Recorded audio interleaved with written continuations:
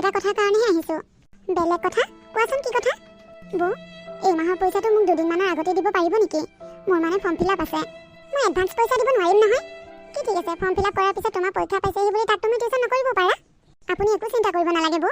মই তাক গোটেই মাহটো সম্পূৰ্ণকৈ টিউশ্যন কৰি দিম। এদিনো ক্ষতি নকৰোঁ। মই আপোনাক কথা দিছোঁ। মাজত মাত্ৰ 2 দিনহে আছে ফৰ্ম ফিল আপৰ লাষ্ট ডেট। মোক পইচা কেইটামানৰ বৰ ইমাৰ্জেঞ্চি হৈছে। ফৰ্ম ফিল আপ নকৰিলে মই পৰীক্ষাই দিব নোৱাৰিম। মোৰ হাতত বৰ্তমান পইচা নাই অ'। মানুহজনো ঘৰত নাই।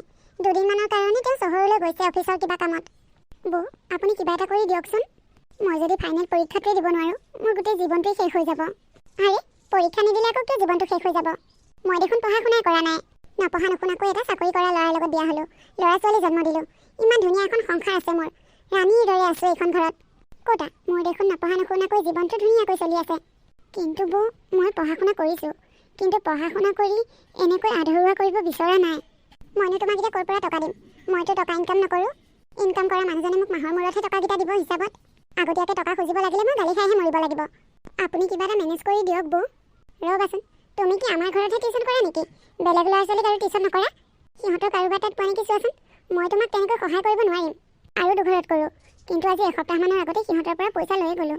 দেউতাৰ অসুখ হৈছিল। ঔষধ কিনিবলৈ পইচা নাছিল। এডভান্স পইচা লৈ গৈছিলোঁ। এতিয়া আকৌ তেওঁলোকৰ তাতনো কেনেকৈ খোজোঁ? সেইকাৰণে আপোনাৰ ওচৰলৈ আহিলোঁ বৌ। মই তোমাক এতিয়া দিব নোৱাৰিম দিয়া। আৰু এসপ্তাহৰ পিছতহে পাৰিম।